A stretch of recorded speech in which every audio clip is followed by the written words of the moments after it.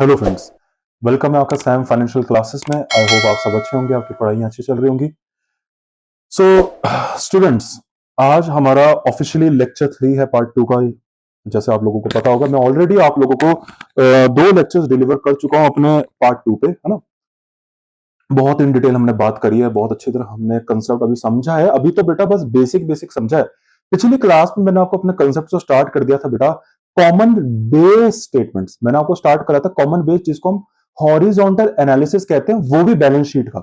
मैंने आपको बोला था बेटा, मैं आपको हॉरिजॉन्टल, अभी कॉमन बेस छोड़ो, अगर आपको डिफिकल्ट लग रहा है हॉरिजॉन्टल एनालिसिस पकड़ लो। ठीक है, अभी हॉरिजॉन्टल, क्योंकि हम हॉरिजॉन्टल एनालिसिस कर रहे थे ना। देखो ऐसे, मतलब ऐसे बना रहे थे ना बेटा। ये देखो, ये देखो, हम ऐसे बना रहे थे ना बेटा। ये देखो,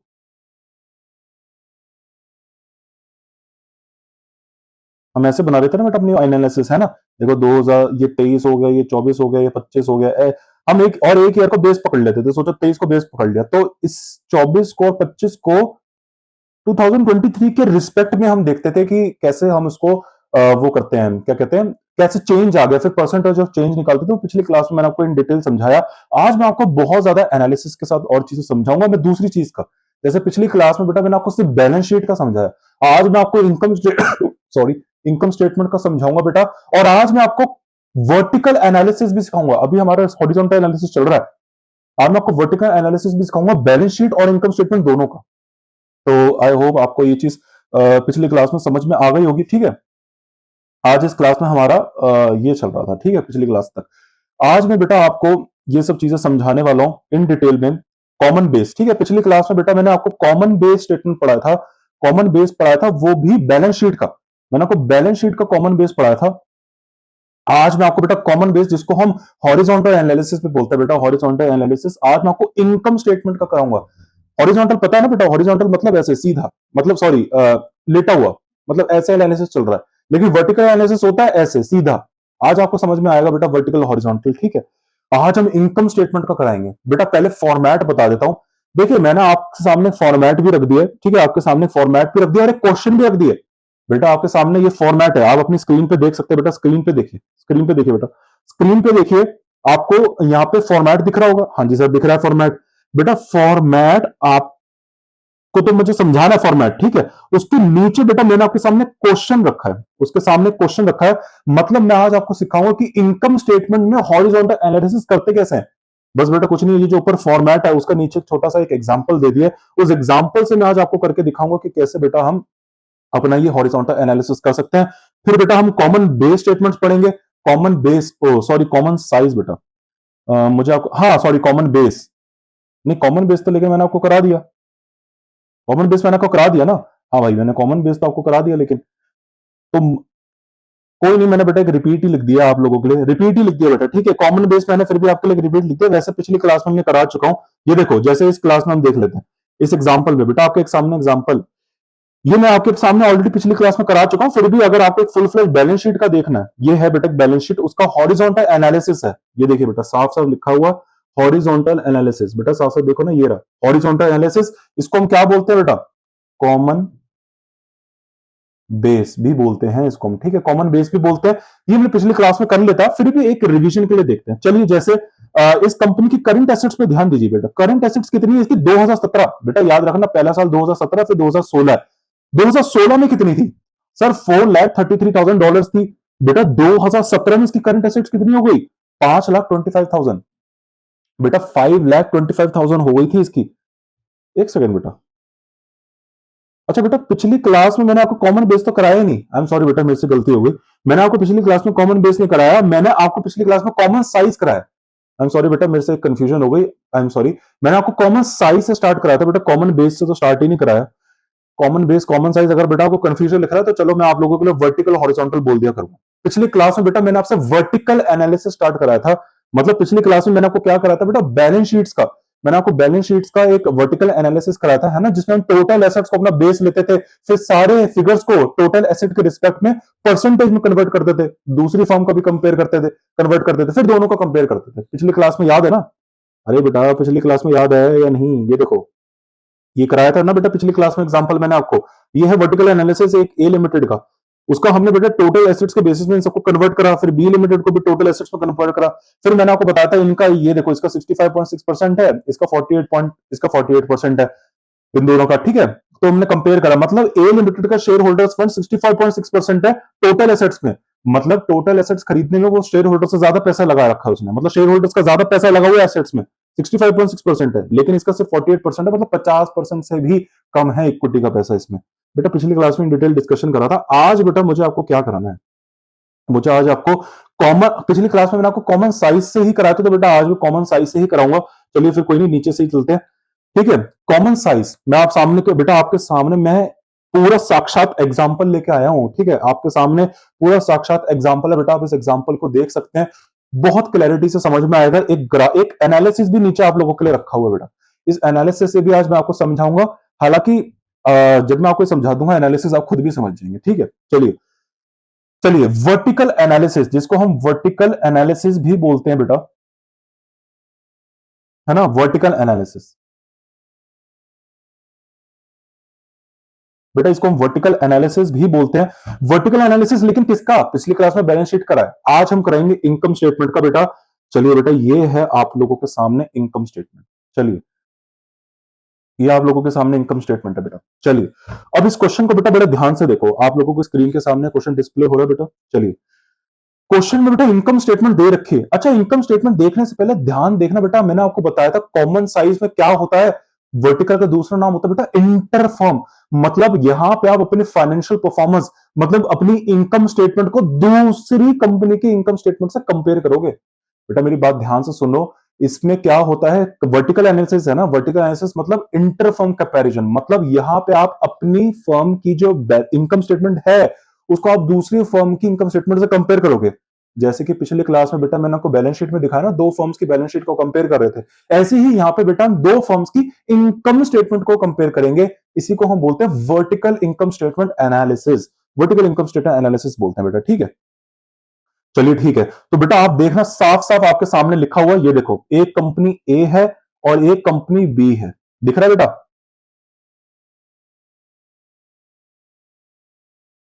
बेटा एक कंपनी ए है और एक कंपनी बी है, आई होप आप लोगों को दिख रहा होगा बेटा। चलिए हाँ सर दिख रहा है, हमको दिख रहा है, हाँ ठीक है बेटा दिख रहा है। चलिए आपके सामने बेटा दो कंपनी है, एक ए कंपनी है एक बी कंपनी है, उन दोनों की बेटा मैंने हाईलाइट कर दिया, दोनों की हम बेटा फाइनेंशियल स्टेटमेंट्स को एनालिसिस उसका, उन दोनों फाइनेंशियल स्टेटमेंट्स का हम एनालिसिस करेंगे, ठीक है सर। बेटा बड़े ध्यान से सुनो, रेवेन्यू कितना है एक कंपनी का, बेटा ए कंपनी का रेवेन्यू देखो, रेवेन्यू मतलब क्या, सेल्स, ठीक है बेटा पता है ना इनकम स्टेटमेंट कैसे बनती है, पार्ट 1 में पढ़ा था, 11th क्लास में ये पढ़ा हुआ है। रेवेन्यू कितना दे रखा है 1 लाख, अच्छा 1 लाख का रेवेन्यू है, कंपनी ए की बात कर रहे हैं अभी, कॉग्स माइनस कर देंगे, कॉग्स मतलब क्या, cost of good sold, cost of goods sold मतलब बेटा आपको माल बनाने का, माल आपने जो रेवेन्यू, आपने रेवेन्यू कैसे जनरेट करा होगा, माल बेच के, अच्छा ये जो माल हमने बेचा है ना, इसको बनाने की लागत कितनी थी, वो कॉग्स होती है बेटा, ठीक है, नाम से समझो बेटा, कॉस्ट ऑफ गुड्स सोल्ड, मतलब जो गुड्स सोल्ड होगा इसकी लागत कितनी है, कॉस्ट कितनी है, बेटा 70,000 की तो कॉस्ट है, तो बेटा हमारा ग्रॉस प्रॉफिट कितना हो गया, नेट प्रॉफिट नहीं, नेट प्रॉफिट निकालने के लिए और भी operating expenses, non operating expenses minus करने पड़ते हैं, अभी ग्रॉस प्रॉफिट आएगा, ठीक है सर ग्रॉस प्रॉफिट आ गया, 30,000 का ग्रॉस प्रॉफिट आ गया। अच्छा देखते हैं, अब देखो आगे इसने ऑपरेटिंग एक्सपेंसेस माइनस कर दिए बेटा, ऑपरेटिंग एक्सपेंसेस ने बहुत सारे हमको बता रखे हैं, रिसर्च एंड डेवलपमेंट मतलब R&D का खर्चा होता है, 10,000 रुपए बेटा वो था, एडवर्टाइजिंग का बेटा 3,000 का खर्चा है, जर्नल एंड एडमिनिस्ट्रेटिव कॉस्ट 2,000 रुपए की है, कलेक्टिवली बेटा देखे तो 15,000 रुपए की कॉस्ट है, देखो साफ साफ दिखेगा आपको, टोटल टोटल हमारी बेटा ऑपरेटिंग एक्सपेंसेस कितने हो गए, टोटल एक्सपेंसेस हमारे हो गए 15,000, ठीक है, टोटल ऑपरेटिंग एक्सपेंसेस हमारे 15,000 हो गए। फिर बेटा कुछ ऑपरेटिंग इनकम्स भी आई होंगी, हालांकि ये बेटा ऑपरेटिंग इनकम्स भी आई होंगी, ऑपरेटिंग इनकम बेटा 15,000 की है हमारी, इंटरेस्ट ऑपरेटिंग इनकम हमारी 15,000 की है, ऑपरेटिंग इंटरेस्ट एक्सपेंस बेटा हमारे 12,000 के हैं, इनकम बिफोर टैक्स हमारे पास 13,000 आ गया, फिर टैक्स हमने 3,000, टैक्स 3,000 का माइनस करो बेटा, नेट इनकम मेन मेन बेटा नेट इनकम है हमारी, मेन हमारी नेट इनकम है बेटा, ओ सॉरी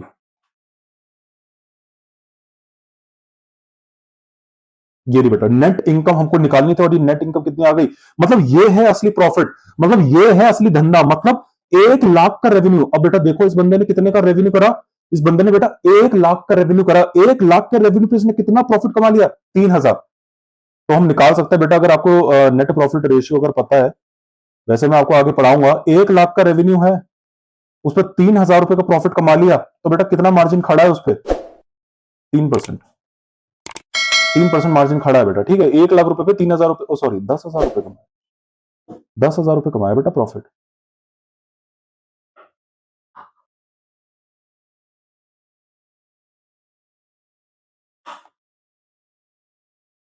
10%, मतलब 10% का नेट प्रॉफिट है।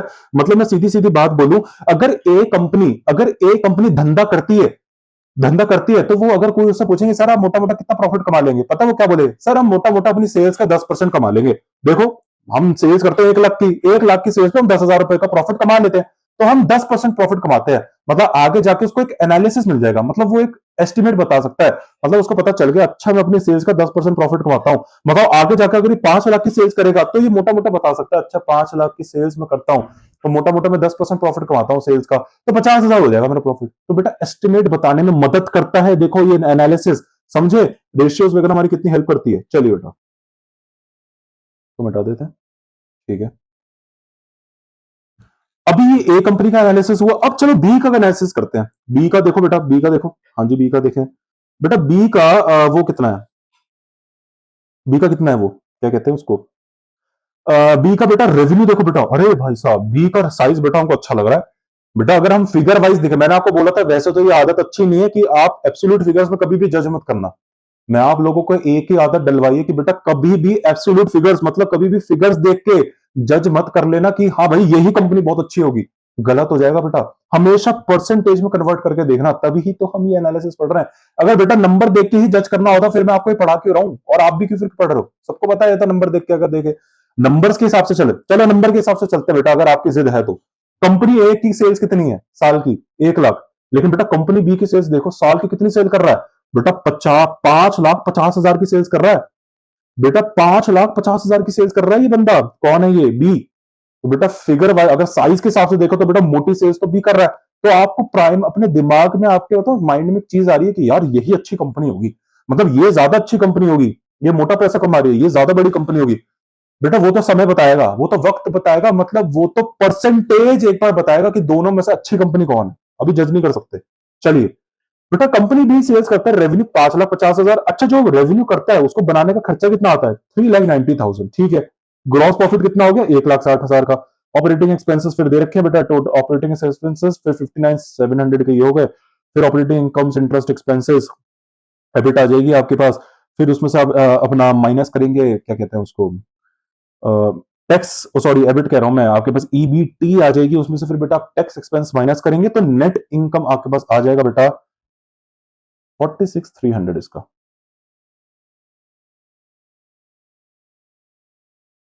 46,300 का बेटा आपके पास नेट इनकम आ गया। अब हमारा एनालिसिस यहां से शुरू होता है। अभी रुक जाओ, एनालिसिस तो बाद में करेंगे, अभी परसेंटेज में कैसे निकालते हैं बेटा। मैंने आपको एक ही वो दे रखा है बेटा, हैक, एक हैक दे रखा बेटा।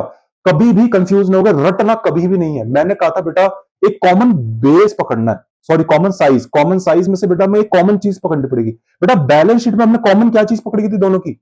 एसेट्स। कैसे बेटा? बैलेंस शीट में मेन आत्मा क्या होती है? Balance sheet. ऐसे ही बेटा मुझे एक बात बताओ, इनकम स्टेटमेंट में मेन आत्मा क्या होती है? एक बच्चा कह रहा है नेट प्रॉफिट।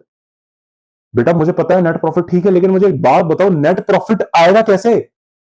बेटा नेट प्रॉफिट तो सबसे लास्ट की चीज है, वो तो बेचारी खुद ही रेवेन्यू से कॉग्स माइनस करके दुनिया भर का टैक्स वैक्स एक्सपेंसेस माइनस करके बेचारी तब आई है बेटा। सबसे मेन आत्मा होती क्या है बेटा, पता है वो क्या होती?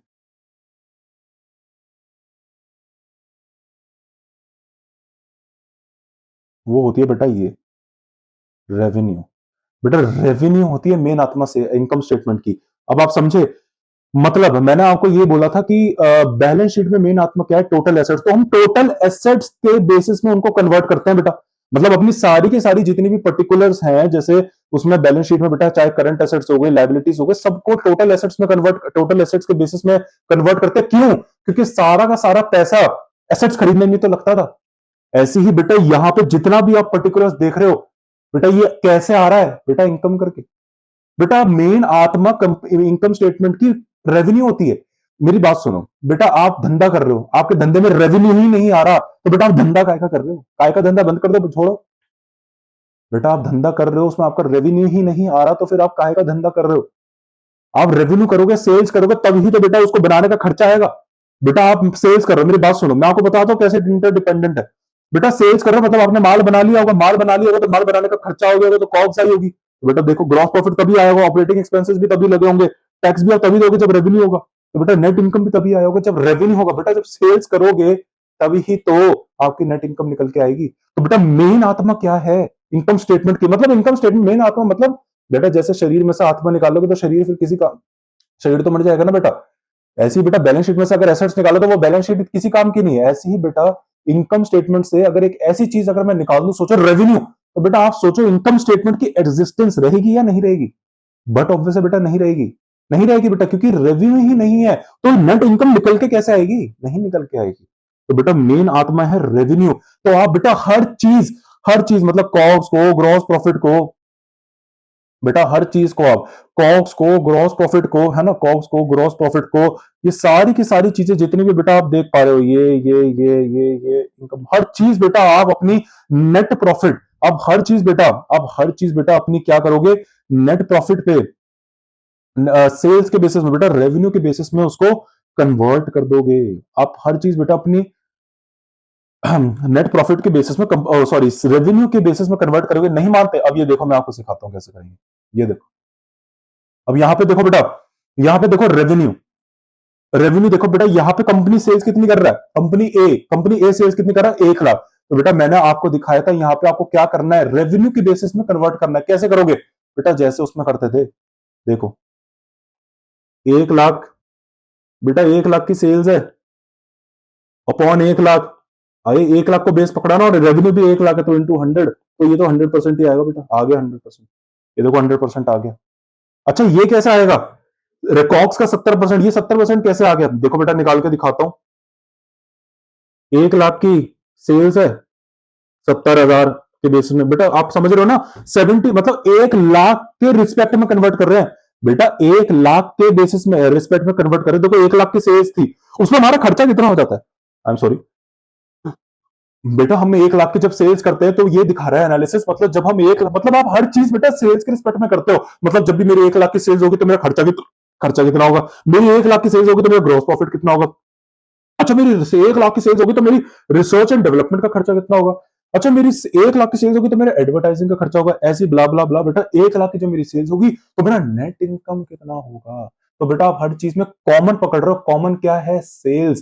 बेटा सेल्स इसलिए पकड़ रहे हो क्योंकि हर बिजनेस की आत्मा बेटा सेल्स ही तो होती है। बेटा माइक्रोसॉफ्ट आज इसलिए यहाँ पे बैठा है क्योंकि उसने सेल्स करी है। अगर वो अपने विंडोज ऑपरेटिंग सिस्टम बेच ही नहीं पा रहा तो आज खाएगा वो माइक्रोसॉफ्ट होता है। तो सेल्स ही तो है बेटा हर बिजनेस में। बेटा वो अपना प्रोडक्ट बेचेंगे तभी तो वो प्रॉफिट कमाएंगे। बेटा सेल्स ही तो मेल आत्मा है। तो इसलिए हमको दोनों की चीजों को कॉमन करनी पड़ेगी, सेल्स को। तो बेटा यहाँ पे भी ऐसे ही है। मतलब 1 लाख की जब हम सेल्स करेंगे तो उसमें हमारी 70,000 रुपए की कॉस्ट आती है। तो बेटा कितना हो गया? सेल्स का कितना परसेंट है? कॉस्ट 70%। ऐसे ही बेटा, ऐसे ही यहाँ पे देखो बेटा हमारा ग्रॉस प्रॉफिट, ऐसे ही हमारा यहाँ पे देखो ग्रॉस प्रॉफिट जब यहाँ पे 30% है, मतलब मेरी जब सेल्स 1 लाख की होगी तो मेरा ग्रॉस प्रॉफिट कितने का है? 30,000। तो मतलब कितना हो गया सेल्स का? 30%। बेटा 100% की सेल्स है तो उसपे 30% का हमारा ग्रॉस प्रॉफिट है ना। ऐसे ही बेटा यहाँ पे देखो आप आराम से फिर इसको भी कन्वर्ट कर सकते हो, है ना। मतलब जब मेरी ठीक है, मतलब यहाँ पे देखो बेटा ध्यान से, यहाँ पे मेरी जब देखो 1 लाख की, यहाँ पे देखो जब मेरी 1 लाख की सेल्स होती है बेटा, 1 लाख की सेल्स होती है मेरी, तो यहाँ पे मेरा 10,000 रुपए का R&D का खर्चा होता है। तो बेटा कितना हो गया? 10%। 10% मेरा हो गया, मतलब मेरी सेल्स का 10% R&D का खर्चा है। ऐसे ही बेटा गोज ऑन, आप ऐसी ही इनकम स्टेटमेंट तक निकाल सकते हो। इनकम स्टेटमेंट मतलब जब मेरी 1 लाख की सेल्स होती है, मेरी 10,000 की इनकम होती है, मतलब मेरी 10% ऑफ सेल्स होती है। ऐसे ही बेटा सेम गोस टू बी, आप बी का भी सेम ऐसे ही करोगे, इसका भी सेल्स को कॉमन पकड़ोगे, ऐसे ही उसकी सारी चीजों को कन्वर्ट करोगे। ये तो 100% ही आएगा क्योंकि सेल्स अपॉन सेल्स, मतलब जब 5,50,000 की सेल्स होती है तो मेरी 5,50,000 की सेल्स होती है, ऐसे 100% आ जाएगा। लेकिन अब यहाँ पे कॉक्स का करते हैं, मतलब जब मेरी $5,50,000 की सेल्स होती है तो मेरी $3,90,000 की कॉक्स होती है। मतलब माल बनाने का खर्चा मेरा कितना होता है? $3,90,000, मतलब 70% ऑफ सेल्स होता है। 70% ऑफ सेल्स होता है। आप करके देख लो, 50 नहीं विश्वास हो रहा? आपको नहीं विश्वास हो रहा क्या? 5,50,000 का बेटा आप 71% करो ना, परसेंट करो, कितना आंसर आएगा? 3,90,000 आएगा। यही है बेटा, ये देख लो। तो बेटा ये एक मैं आपको यही चीज समझा रहा हूं यहाँ पे, ठीक है। ऐसे ही बेटा आप यहाँ पे ये चीज करी, देखिए 3,70,000 है।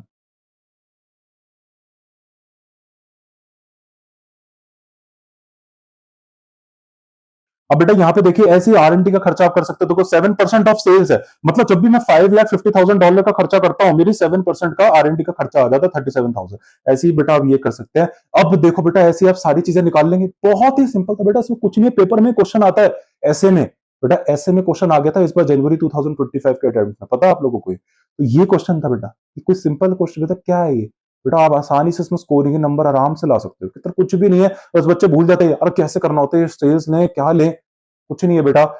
मैंने आपको पहले ही बोल दिया, नेट सेल्स बेटा, नेट सेल्स यहाँ पे क्योंकि रेवेन्यू दे रखा है, अगर सेल्स रिटर्न होगा तो सेल्स रिटर्न माइनस कर देना, क्योंकि एक्चुअली में सेल्स आपकी नेट सेल्स ही तो है बेटा। इनकम स्टेटमेंट ने बोला बस आत्मा, बेटा मेन चीज, मतलब वो चीज अगर आप उसकी उसमें से निकाल लो तो वो चीज खत्म हो जाएगी। जैसे बैलेंस शीट में से अगर मैं टोटल एसेट से निकाल लूंगा तो बेटा क्या बैलेंस शीट वो बैलेंस शीट रहेगी, उसका पर्पस ही खत्म है।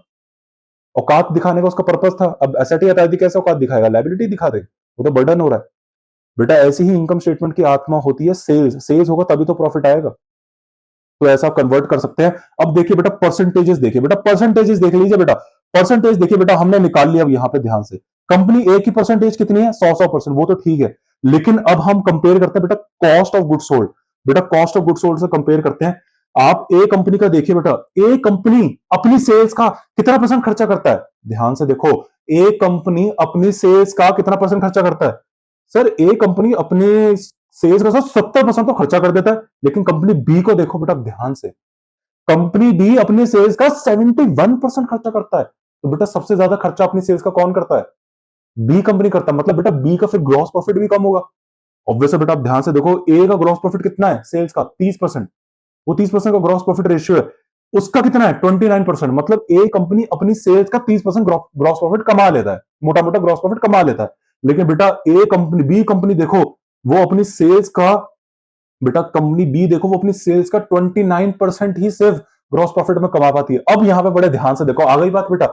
अगर सोचो हम अभी एब्सोल्यूट फिगर्स में एनालिसिस करते, मतलब अगर हम सिर्फ फिगर फिगर देखते हैं, देखो बेटा कंपनी बी अगर हम देखेंगे तो वो ज्यादा बड़ी कंपनी लग रही है ना, तो हम सोचेंगे यार यही ज्यादा प्रॉफिट कमाती होगी। लेकिन बेटा एक्चुअली में अगर आप देखेंगे, हमने रिलेटिव में कंपेयर करा, हमको पता चला कहानी कुछ और ही है। बेटा कंपनी बी तो एक्चुअली अपनी सेल्स का सिर्फ 29% ही प्रॉफिट कमा पा रही है, मतलब अपनी सेल्स को प्रॉफिट बेनिफिट सिर्फ 29% ही कन्वर्ट कर पाती है। अरे 29% कन्वर्ट कर रही है, मतलब 29% ही उसका टका है सेल्स पे, कट है उसका बेटा। लेकिन ए का कट है पूरा 30% अपनी सेल्स पे, बेटा बड़ा मार्जिन है इसका, तो 1% से ज्यादा मार्जिन है बेटा, है तो ना, चल लेकिन स्मॉल फर्म है। तो बेटा आप देख पा रहे हैं परसेंटेज में इसमें कहानी कुछ अलग ही हो गई है। अब देखो नेट सीधा बाकी आप एनालिसिस बाकी को खुद कर सकते हैं, मैं सीधा सीधा बता रहा हूं। इनकम का देखते हैं, इनकम का चलो इसका भी देख लेते हैं। एडवर्टाइजिंग का चलो मैं आपको बताता हूं। ए कंपनी का बेटा देखो 3% का एडवर्टाइजिंग का खर्चा अपनी सेल्स का, लेकिन बेटा बी को देखो बहुत बड़ी कंपनी है, लेकिन अपनी सेल्स का सिर्फ 2% ही एडवर्टाइजिंग करता है। अपनी सेल्स का बेटा सिर्फ 2% ही एडवर्टाइजिंग करता है। इसकी वजह से बेटा हो सकता है उसकी सेल्स कम हो गई हो, एक ये रीजन भी हो सकता है। बेटा आप देखो बी कंपनी बड़ी है, तो बेटा उसको ज्यादा एडवर्टाइजिंग का खर्चा करना चाहिए था अपनी सेल्स का, लेकिन वो सिर्फ 2% ही कर रहा है। तो बेटा आप ज्यादा लोगों को रीच पहुंचेगी नहीं, लोगों को पता कैसे चलेगा आपके बारे में। बट ऑब्वियसली हो सकता है इसकी वजह से आपकी सेल्स कम हो गई हो, अब सेल्स कम हो जाएगी तो फिर प्रॉफिट भी तो कम हो जाएगा। ऐसे ही बेटा ए है, अब देखो ए, देखो ए ने ज्यादा खर्चा करा है, अपनी रीच बढ़ाई है, तो बेटा रीच बढ़ाई है तो आप देख सकते हो उसका ग्रॉस प्रॉफिट भी फिर ज्यादा है क्योंकि सेल्स ज्यादा है।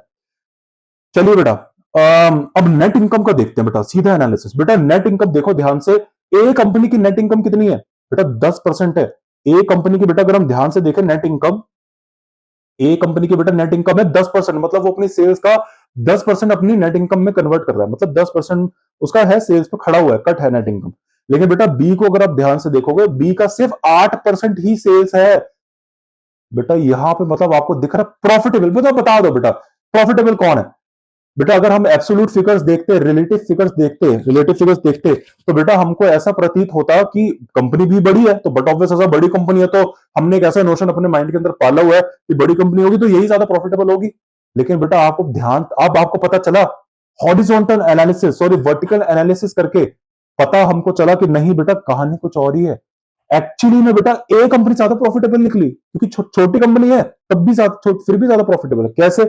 ए कंपनी अपने सेल्स का 10% नेट प्रॉफिट में कमा लेती, मतलब सब हटा के खर्चा वर्चा करके 10% उसका कट है बेटा प्रॉफिट। लेकिन बेटा यही देखो कंपनी बी सब खर्चे वर्चे माइनस करके वो अपनी सेल्स का सिर्फ 8% ही कट रख पाती है। इसका मतलब बेटा अगर ए कंपनी बी कंपनी के लेवल तक पहुंच जाए और ये कट मेंटेन करके चले 10%, तो बेटा वो बी कंपनी को पीछे छोड़ देगी, मतलब इसमें ग्रोथ का प्रोस्पेक्टस है। तो बेटा ऐसे एनालिसिस करा जाता है। आई होप बेटा आपको ये कंसेप्ट समझ में आया होगा। पिछली क्लास में बेटा मैंने आपको कॉमन साइज क्या कहते हैं उसको, बैलेंस शीट का कंसेप्ट पढ़ाया। आज मैंने बेटा आपको कॉमन साइज इनकम स्टेटमेंट पढ़ाई। अब बेटा हमारा वर्टिकल एनालिसिस अब जाके खत्म होता है बेटा। बहुत इंपॉर्टेंट कंसेप्ट था, बहुत डिटेल में बताया बेटा। बेटा इतना ज्यादा डिटेल और इतना लॉजिक वे में बेटा कोई नहीं पढ़ा सकता, ठीक है, जितना वे में मैंने आपको पढ़ा दिया है। अब बेटा मुझे आपको कॉमन बेस पढ़ाना है जिसको हम हॉरिजॉन्टल एनालिसिस बोलते हैं बेटा। हॉरिजॉन्टल एनालिसिस मुझे आपको पढ़ाना है। हॉरिजॉन्टल एनालिसिस बेटा ऑब्वियसली मैं आपको इनकम स्टेटमेंट से स्टार्ट कराऊंगा पहले, ठीक है बेटा। इसको हम हॉरिजॉन्टल एनालिसिस भी बोलते हैं, ठीक है, इसको हम अपना हॉरिजॉन्टल एनालिसिस भी बोलते हैं।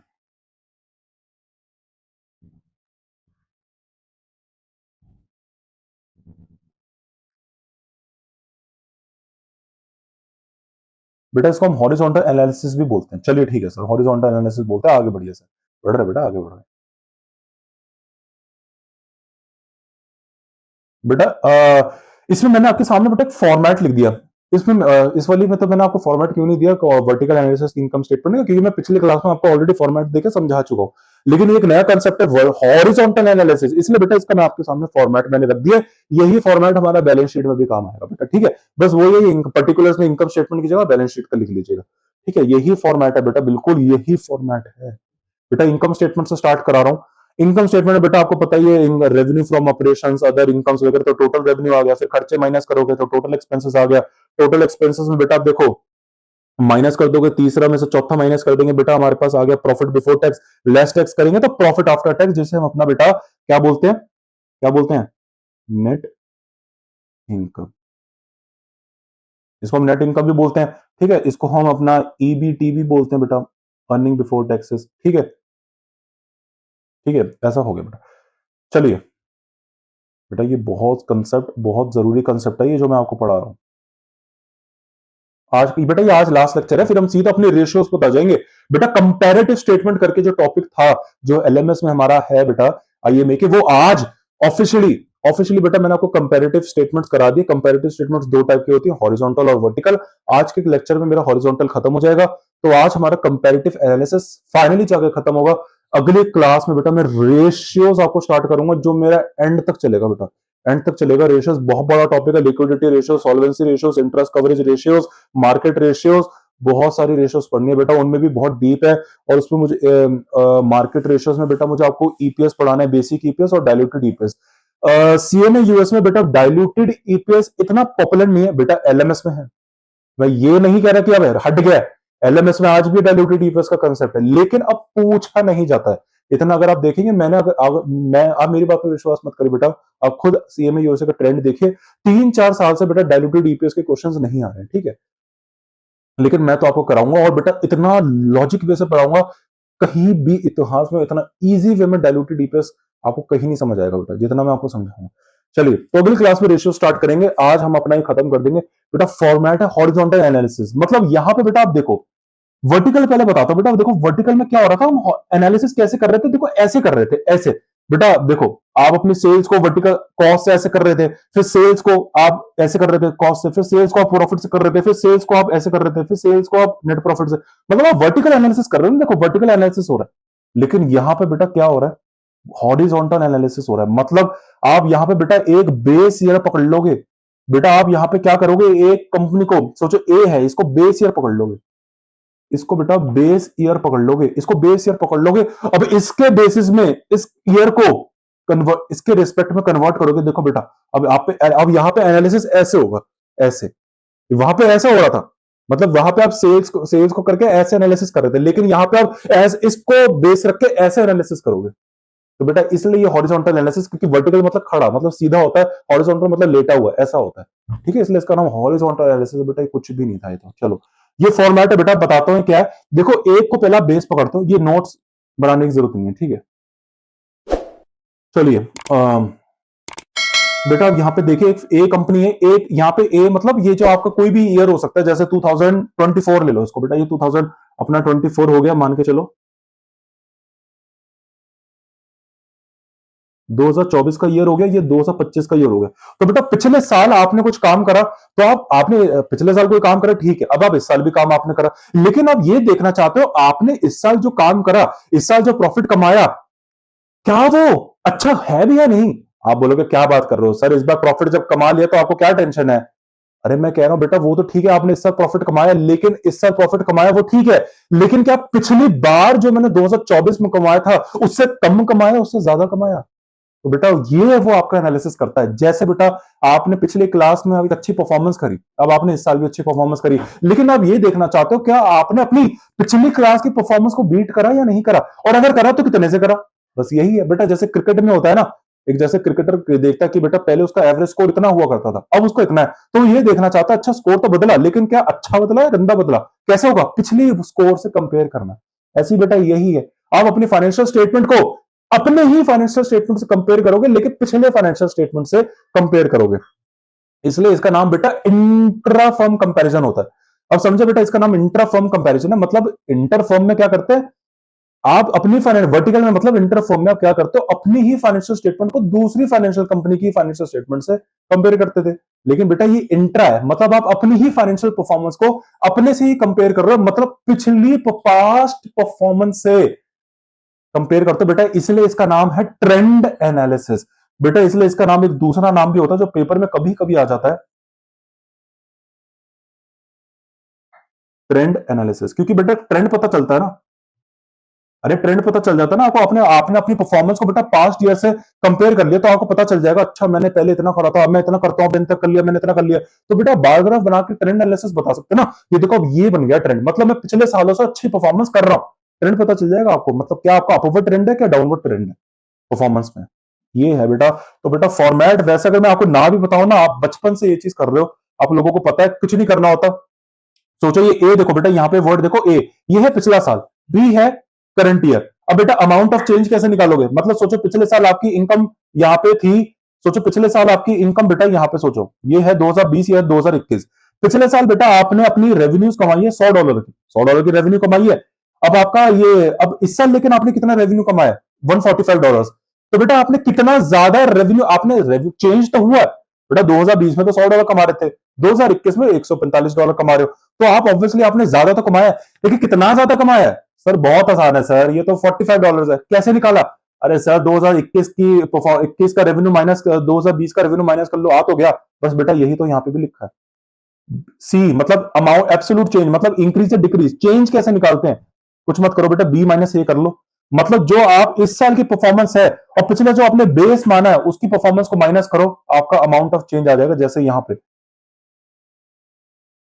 $45, जैसे यहां पे आ गया $45, मतलब कैसे निकाला, ये ए हो गया, ये बी हो गया, ये बेस ईयर हो गया ना ए, ये करंट ईयर हो गया, ये देखो ये बेस ईयर हो गया ना बेटा, ये करंट ईयर है, ये प्रीवियस ईयर मतलब बेस ईयर है, इसको हम बेस ईयर को ए मान लिया, करंट ईयर को हमने बी मान लिया, ठीक है। तो बेटा हमने कैसे निकाला, सी बी माइनस ए करके, ये देखो बी में से 145 में से 1, बेटा ये सब फॉर्मूला, ये कोई फॉर्मूला बेटा, ये क्या रटना है बेटा, ये बच्चा सेकंड क्लास का बच्चा तक बता देगा ये। मैं उसको बोलूं देखो भाई 2021 में $145 कमाए, पिछले साल $100 कमाए, तो इस बार कितना ज्यादा कमा लिया, वो आराम से बोलता बेटा $45 कमा लिया, इसमें कोई बात है। बस बेटा यही यहाँ पे फॉर्मेट था, फिर भी मैंने आप लोगों के लिए लिख दिया। बस अब वो ये कह रहा परसेंटेज चेंज बताओ, बेटा ये भी बड़ा आसान है, अरे ये भी बहुत आसान है, अरे परसेंटेज बताओ, मतलब इस बार कितने परसेंट से, पिछले साल के कंपैरिजन में हमने कितनी ज्यादा परसेंट सेल्स कर दी। ये तो एब्सोल्यूट फिगर है बेटा $45, मतलब आपने पिछले साल की सेल्स अगर हम कंपेयर करें तो हमने $45 की सेल्स करी है ज्यादा, लेकिन हम ये कह रहे हैं परसेंटेज में बताओ। बस बेटा परसेंटेज तो और आसान है, कोई नहीं भाई परसेंटेज बताओ, तो कैसे निकालेंगे, डी परसेंटेज को हम डी मान लेते, कैसे निकालेंगे बेटा, अरे बेटा बताओ ना कैसे निकालेंगे, बी माइनस ए अपॉन ए इंटू 100। अच्छा सी मान लेते हैं, ठीक है, बी को माइनस सी को हमने सी बोल दिया ना, ठीक है बेटा, मैंने आपको लिए खोल के लिख दिया था, कोई नहीं, सी अपॉन ए इंटू 100 कैसे हुआ, अरे सी मतलब बेस ईयर को, सॉरी ये जो अमाउंट ऑफ चेंज है उसको पकड़ो, अपॉन बेस ईयर बेटा, क्योंकि उसके रिस्पेक्ट में इतना चेंज आ गया ना। एग्जांपल से समझाता हूं बेटा, आपने 2020 में कितनी की सेल्स करी? आपने 2020 में कितनी की सेल्स करी? $100 की। कितने से ज्यादा आपने 2021 में सेल कर ली? $45। तो कितना परसेंटेज चेंज आ गया? 2020 के बेटा, 2020 के रिस्पेक्ट में आपने कितना ज्यादा चेंज ले आए? बेटा 2020 के रिस्पेक्ट में आप कितना ज्यादा चेंज ले आए? 45% का सेल्स का चेंज आ गया। ऐसे ही तो निकाला बेटा, यही है। तो कुछ भी नहीं था बेटा, ये तो कुछ भी नहीं था। कितना सिंपल कंसेप्ट है ये, आपको बस मैंने बताना था। यही फॉर्मेट है और यही फॉर्मेट बैलेंस शीट में काम करेगा। ये है हॉरिजॉन्टल एनालिसिस, ट्रेंड एनालिसिस। बेटा ये तो 12th क्लास का बच्चा भी समझ लेगा, क्योंकि 12th क्लास में आप लोगों ने ट्रेंड एनालिसिस पढ़ा होगा बेटा, है ना। ट्रेंड एनालिसिस 12th क्लास में आपने पढ़ा होगा, आपने प्रोजेक्ट्स भी बनाए होंगे इस पे, है ना। वर्टिकल एनालिसिस भी आपने करा होगा, consolidated stand alone financial statements अपने प्रोजेक्ट्स में बनाई होंगी। ग्रेजुएशन लेवल तक में भी बेटा आपने पढ़ा हुआ है, ठीक है। तो ये बहुत इजी कंसेप्ट है। आई नो बेटा, ऑलमोस्ट सारे स्टूडेंट्स को ये आता है, फिर भी बेटा मैंने आपको इजी वे में समझाने की कोशिश करी है। अब ऐसे ही बेटा आप इसका कर सकते हैं। देखो, हम जैसे मुझे कॉस्ट ऑफ गुड्स सोल्ड निकालनी है बेटा, पिछले साल आपकी कॉस्ट ऑफ गुड्स सोल्ड कितनी थी? $40 की। लेकिन बेटा इस साल आपने 2021 में कितनी कर दी? $60। तो बेटा इस बार ऑब्वियसली खर्चा बढ़ गया। खर्चा कितने से बढ़ गया? $20 से। अब बेटा परसेंटेज में बताओ, तो 2020 के रिस्पेक्ट में मैंने कितना परसेंट एक्स्ट्रा खर्चा कर दिया 2021 में? 50%। कैसे निकाला? 20/40 इंटू 100, है ना। 20/40 इंटू 100, है ना। तो 50% आ जाएगा। ऐसे ही बेटा आप सारा कर सकते हैं। अब नेट इनकम का भी देख लो बेटा, नेट इनकम का भी देख लेते हैं बेटा। नेट इनकम आपकी कितनी डॉलर है? नेट इनकम बेटा आपकी $4 है। $4 है। ओ सॉरी, ये तो चेंज है बेटा। 2020 में आपकी नेट इनकम कितनी है? $14। 2018 में कितनी? 21 में कितनी है? $18। तो बेटा बट ऑफ वैसे इनकम तो बढ़ी है। बेटा बट ऑफ वैसे इनकम तो बढ़ी है। अरे देखो ना, $4 से इनकम बढ़ी है ना, ये रहो। तो बेटा 2020 के रिस्पेक्ट में हमारी कितनी परसेंट इनकम बढ़ गई 2021 में? बेटा कैसे करेंगे? $4, कुछ भी नहीं है बेटा। $4 अपॉन 14। 2020 में 14 कमाई थी, कितना से चेंज हो गया? $4 इंटू 100।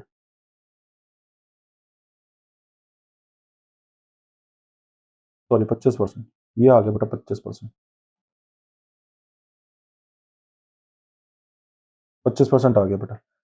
आई होप बेटा आपको एक कंसेप्ट समझ में आया होगा बेटा। बहुत इन डिटेल में मैंने आपको एक कंसेप्ट पढ़ाया। अब बस एक लास्ट हमारा रह गया बेटा, बैलेंस शीट। बेटा मैंने आपको कॉमन कॉमन साइज वर्टिकल, जिसको हम वर्टिकल स्टेटमेंट कहते हैं, वर्टिकल एनालिसिस, मैंने आपको वर्टिकल एनालिसिस पिछली क्लास में बैलेंस शीट का पढ़ा दिया। आज इस क्लास में मैंने आपको vertical analysis of income statement पढ़ा दिया। आज बेटा मैंने आपको हॉरिजॉन्टल एनालिसिस भी स्टार्ट करा दिया, जिसको हम ट्रेंड एनालिसिस भी बोलते हैं, इंट्रा फर्म कंपैरिजन भी बोलते हैं, ठीक है। कॉमन बेस स्टेटमेंट भी बोलते हैं। 4 नाम बता दिए बेटा, इतना तो कोई बताएगा भी नहीं आपको, क्योंकि पेपर में अलग अलग नाम बोल देता है वो, ठीक है। तो आज मैंने आपको उसका हॉरिजॉन्टल एनालिसिस बता दी, किसका? इनकम स्टेटमेंट का। अब बेटा कुछ नहीं, बस एक लास्ट कंसेप्ट रह गया, वो तो बहुत जल्दी हो जाएगा, क्योंकि इनकम स्टेटमेंट समझ में आ गया बेटा। कुछ नहीं, बैलेंस शीट भी समझ में आ जाएगा। आपके सामने बैलेंस शीट रख दी है बेटा, ये रही आपके सामने बेटा, बैलेंस शीट भी रख दी है मैंने। कुछ नहीं है बेटा। कॉमन साइज अब हमें निकालना बेटा, कॉमन साइज। कुछ भी बेटा, मुझे आपको अब आपको निकाल के मुझे बतानी है कॉमन साइज, मतलब sorry, common horizontal analysis, common base. बेटा मैंने अब आपको कॉमन बेस पढ़ाना है, horizontal analysis of balance sheet पढ़ाना। कुछ भी नहीं है बेटा, ये भी वही है। एक बेस ईयर होगा, एक करंट ईयर होगा। उस करंट ईयर को आप बेस ईयर के रिस्पेक्ट में सारा कन्वर्ट करोगे, मतलब कंपेयर करोगे। जैसे बस उसमें हम इस बार प्रॉफिट एंड लॉस को कंपेयर करते हैं, यहाँ पे बैलेंस शीट्स के पर्टिकुलर्स को। जैसे पिछले साल मेरी करंट एसेट्स इतनी थी, अरे साल इतनी करंट एसेट्स हो गई, तो कितनी चेंज हो गई? अच्छा, कितने परसेंट से चेंज हो गई? बेटा क्या है, मैं आपको समझाऊं भाई? नहीं भी समझाऊंगा ना, तब भी आप कर लोगे, तब भी आप कर लोगे। आप बोलोगे हाँ कर लोगे, लेकिन बेटा अभी, लेकिन मेरा कोर्स का पार्ट है बेटा, मैं आपको पूरा कराऊंगा, ठीक है। मेरा कर्तव्य बनना कि बेटा मैं आपको पूरा अच्छी तरह समझाऊंगा। चलिए बेटा, आप आपके आपके सामने एक एक्सट्रैक्ट रख दिया बैलेंस शीट कंपनी का, ठीक है। बेटा 2016 में, बेटा 2016 में उस कंपनी की करंट एसेट्स देखो। 2 साल है हमारे पास, 2017 और 2016। बेटा उस कंपनी की 2016 में करंट एसेट्स देखो कितनी है। सर करंट एसेट्स कितनी है? 4 लाख। इसको बेटा हम करंट, बेटा ये बेस ईयर है 2016। ध्यान से बेटा, यहाँ पे कभी कभी एग्जामिनर बताओ आपके माइंड से भी खेलता है। आपको आदत होती है, जैसे यहाँ पे बेटा हमने करंट बेस ईयर लेफ्ट में पढ़ा था ना, यहाँ पे बेटा देखो इस बार लाइट में है, राइट में। तो आपकी आदत होती है कि आप लेफ्ट को समझते हो जल्दी, है ना, क्योंकि आपने ज्यादातर लेफ्ट वाली चीजें करी होती है। लेकिन बेटा एग्जामिनर देखो इस बार बेस ईयर राइट में लिख देगा, बेटा आंसर गलत आ जाएगा अगर आप उल्टा कर दोगे। तो देख लेना बेटा ईयर किधर लिखा हुआ। चलो इसको बेटा हम, ये हमारा बेस ईयर है तो ये, इसको हम ए बोलेंगे, है ना। ये हमारा बेटा करंट ईयर है तो ये बी होगा। अमाउंट ऑफ चेंज बेटा, इंक्रीज और डिक्रीज आपको पता है क्या होता है, ये हमारा सी है। और परसेंटेज हमारा डी है। है ना, परसेंटेज हमारा डी होता है। कैसे निकलेगा सी, बी माइनस ए करके, और डी कैसे निकलेगा, सी अपॉन ए इंटू 100 करके। ठीक है बेटा, वो ही फॉर्मेट है, देखो वो ही फॉर्मेट है। अब आपके सामने क्वेश्चन को हम सॉल्व करते हैं। चलिए बेटा, बेटा ये पेपर में बनाने आता है, बेटा पेपर में इतना लंबा बनाने नहीं आता, इसमें से बस दो चीजें पूछते हैं, बता 3-4 चीजें लिख देगा, करंट एसेट्स, फिर कुछ लाइबिलिटीज के आइटम्स और कुछ शेयर होल्डर्स इक्विटी। ये बैलेंस शीट दे रखी है मैंने आपको, बेटा ये बैलेंस शीट है आपके सामने जो मैंने खोल के आपको दे दी है, ये बैलेंस शीट है ये, ठीक है, तो बैलेंस शीट आपके सामने मिल गई है आपको। चलिए बेटा, एसेट्स उसका दे रखा है, लाइबिलिटीज दे रखा है, शेयर होल्डर्स इक्विटी, ठीक है। बैलेंस शीट में बेटा मैं अब आपको कन्वर्ट करके बताता हूं। चलो 2016 में बेटा उसकी बैलेंस शीट, 2016 को हम बेस ईयर मान के चलेंगे बेटा, जनरली जितने भी पुराने ईयर होते हैं उसी को तो बेस मान के चलेंगे। अरे आप अपनी करंट ईयर की परफॉर्मेंस को पास्ट की परफॉर्मेंस की तो बेटा कंपेयर करोगे, फ्यूचर को तो पता ही नहीं बेटा, इसलिए फ्यूचर ईयर तो दिखा नहीं है, पास्ट की परफॉर्मेंस ही तो कंपेयर करोगे, इसलिए हमेशा बेस ईयर, स्टैंडर्ड ईयर आप अपने पास्ट ईयर को ही कंपेयर लेके चलोगे। मतलब यहां पे हमारा बेस ईयर कौन सा है, 2016, और करंट ईयर कौन सा है, 2017। बेटा करंट एसेट्स देखो 2016 में आपकी कितनी थी, $4,33,000, $4,33,000 की बेटा आपकी करंट एसेट्स थी। बेटा 2017 में लेकिन वही करंट एसेट्स कितनी हो गई, बेटा 2016 में तो $4,33,000 की थी सर, तो 2017 में $5,25,000 हो गई। बेटा साफ साफ दिख रहा है आपकी 2017 में करंट एसेट्स इंक्रीज हो गई। बेटा कितने से इंक्रीज हो गई, कैसे निकालोगे, अरे सर क्यों बच्चे वाली बातें कर रहे हो, बी माइनस ए करके निकाल लो ना सर, सर क्यों निकाल रहे हो सर, क्यों मेरा टाइम मत वेस्ट करो आप सर, अरे बेटा मुझे बताओ ना कितनी है, अरे सर देखो सर 4,33,000 की 2016 में थी, 2017 में 5,25,000 हो गई, तो बढ़ गई ना, तो सर कितने से बढ़ गई, ये लो माइनस कर दो बी माइनस से, 5,25,000 माइनस 4,33,000 माइनस कर दो, सर आंसर आ गया आपका 92,000। सर बी में से ए माइनस कर दो ना, बी में से ए माइनस कर दो, बी माइनस ए, ये बी माइनस ए माइनस कर दो, मतलब 5,25,000 माइनस 4,33,000 माइनस करेंगे तो आंसर आपका आ जाएगा ये $92,000। ठीक है, तो सर ठीक है, लेकिन मैं ये आपसे ये पूछ रहा हूं बेटा, ठीक है ये तो सेकंड क्लास बच्चा भी बता देगा, लेकिन मुझे एक बात बताओ, परसेंटेज चेंज कितना हो गया, मतलब कितने परसेंट से इंक्रीज हो गया, तो सर ठीक है ये भी बता देते हैं। मतलब मैं ये पूछ रहा हूं 2016 के रिस्पेक्ट में 2017 में आपकी एसेट्स कितने परसेंट से बढ़ गई, तो सर ये तो बहुत आसान है, बहुत आसान है, देखो सर 92,000 से बढ़ गई, देखो सर 92,000 से बढ़ गई, और 2016 में $4,33,000 थी, इंटू 100 करोगे सर आंसर आ जाएगा 21%। मतलब 2016 में 4,23 थी, 92,000 से चेंज आ गया, मतलब उसके रिस्पेक्ट में 92,000 का चेंज आ गया, तो परसेंटेज में कितना आ गया, 21% चेंज आ गया इस बार 2017 में, इंक्रीज, वो भी इंक्रीज ट्रेंड, मतलब इंक्रीज बढ़ा है, इंक्रीज हुआ है। ऐसे ही बेटा मुझे आपको बताने की जरूरत नहीं है, लाइबिलिटीज का भी एक बता देता हूं, फिर एक इक्विटी का भी बता दूंगा। बेटा लाइबिलिटीज में देखो, चलो लॉन्ग टर्म लाइबिलिटीज देखते हैं। बेटा लॉन्ग टर्म लाइबिलिटीज देखो आपकी 2016 में कितनी है, ध्यान से, 1,70,000 की थी, 1,70,000 की थी, लेकिन बेटा वही देखो 2017 में आपकी लॉन्ग टर्म लाइबिलिटीज 85,000 हो गई है। बेटा 2016 में आपकी लॉन्ग टर्म लाइबिलिटीज 1,70,000 की हैं, 2017 में आपकी लॉन्ग टर्म लाइबिलिटीज 85,000 की हो गई हैं।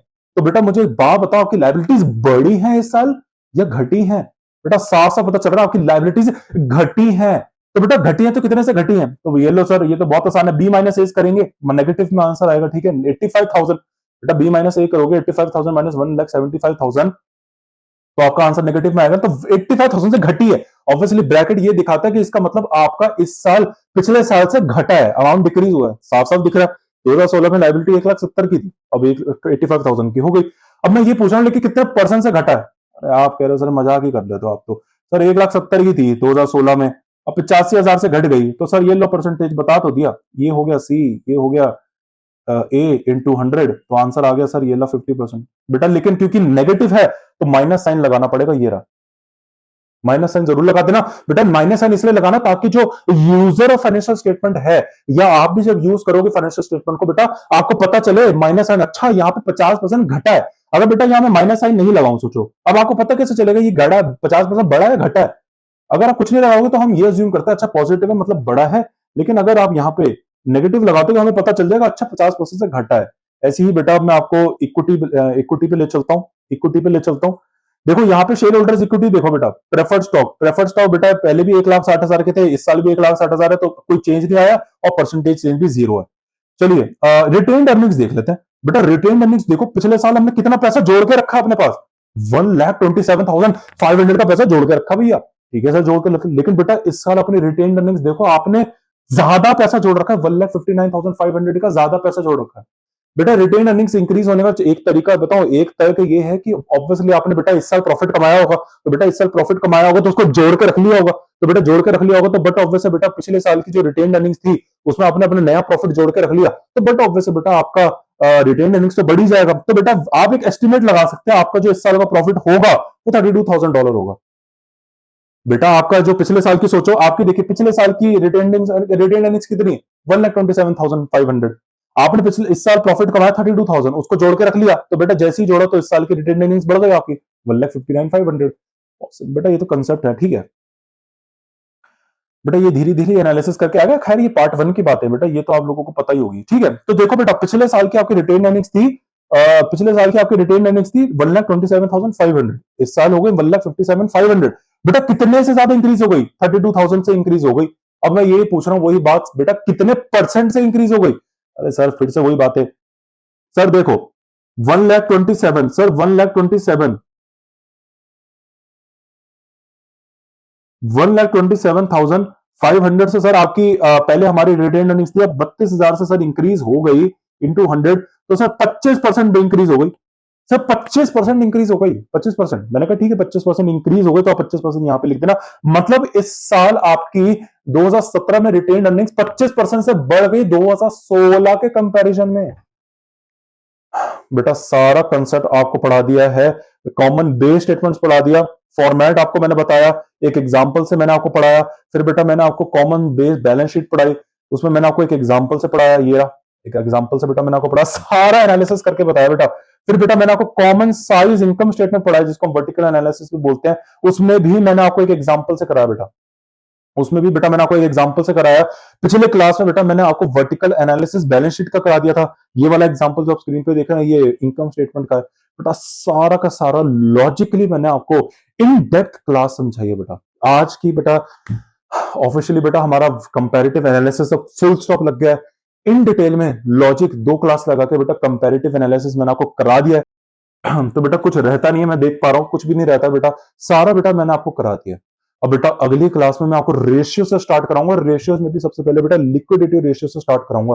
बेटा कोई भी स्टडी मैट फॉलो करते हैं आप करिए, स्टडी मैट जो भी फॉलो करना आप करिए बेटा, लेकिन रीडिंग जरूर करनी है। अगर इस कंसेप्ट समझाने के बाद बेटा आप स्टडी मैट को रीड नहीं कर रहे हैं तो बेटा आप फेल होने के लिए एक्चुअली तैयारी कर रहे हैं, ठीक है, क्योंकि आपको मैं लेक्चर इंग्लिश में डिलीवर कर रहा हूं, पेपर आएगा इंग्लिश में, तो बेटा स्टडी मैट में इंग्लिश लैंग्वेज लिखे, आपको टेक्निकल लैंग्वेज वोकैबुलरी पता चलेगी। बेटा मैं अपना पूरा बेस्ट दे रहा हूं आपको वोकैबुलरी बताने के लिए, जैसे मैंने आपको बताया बेटा, देखो कॉमन बेस को हॉरिजॉन्टल एनालिसिस भी कहते हैं, इंटरफर्म कंपैरिजन भी कहते हैं, ट्रेंड एनालिसिस भी कहते हैं, क्या क्या बताऊं बेटा, ये सब बेटा पेपर में आए हुए टर्म्स, तो मैंने अपना बेस्ट दिया है। लेकिन अगर आप किताब पढ़ोगे तो बेटा आपको और भी चीजें पता चलेंगी। आई होप आपको लेक्चर में एंजॉय करा होगा, आपने समझ में आया होगा बेटा। अगर आप बेटा बार बार देखना चाहते हैं बार बार देख लीजिए, लेकिन अब ये कंसेप्ट आपको समझ में आ चुका है, ठीक है। अगली क्लास में मैं आपको इसी क्या कहते हैं लिक्विडिटी रेशियो से स्टार्ट कराने वाला हूं। मिलते हैं आपसे नेक्स्ट क्लास।